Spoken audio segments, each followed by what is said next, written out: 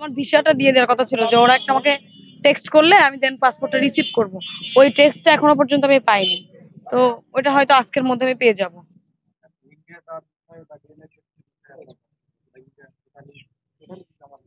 এখনো পর্যন্ত DNA test এই সংক্রান্ত আমার সাথে কোনো কথা হয়নি। তবে আজকের মধ্যে আমি হয়তো এই পাসপোর্টটা হাতে পেয়ে যাব। পাওয়ার পরপরই যদি সময় থাকে তাহলে আজকেই আমি কলকাতার উদ্দেশ্যে রওনা দিব।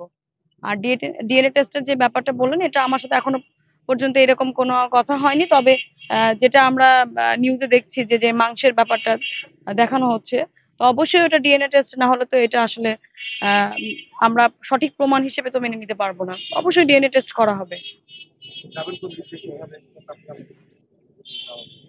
এটা এখন আসলে মানে হ্যাঁ, সাথে হচ্ছে আমার আব্বুর ব্যক্তিগত সহকারী আর রব ভাই, তারও পাসপোর্ট জমা দিয়ে আছে। আমার দিলে দুজনের একসাথে আমাদের এটা আসবে, ওইভাবেই কথা বলেছি আমরা। হয়তো আজকের মধ্যে আমাদের পাসপোর্টটা টেক্সট আসবে রিসিভ করার জন্য আর কি।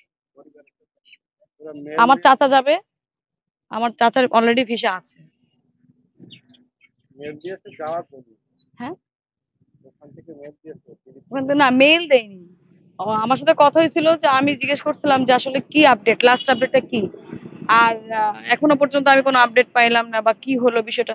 তো ওনারা আমাকে বললো যে হচ্ছে আপনি ইন্ডিয়াতে আসেন, সাথে আপনার চাচাকে আনতে পারেন অথবা আপনার ব্লাডের কাউকে নিয়ে আসতে পারেন। এরকম তো আমাকে বিষয়টা ওইভাবে ক্লিয়ার করেনি যে কেন কি জন্য, এরকম বলেনি আর কি। হ্যাঁ, হারুন আঙ্কেলের সাথে কথা হয়েছে আমার।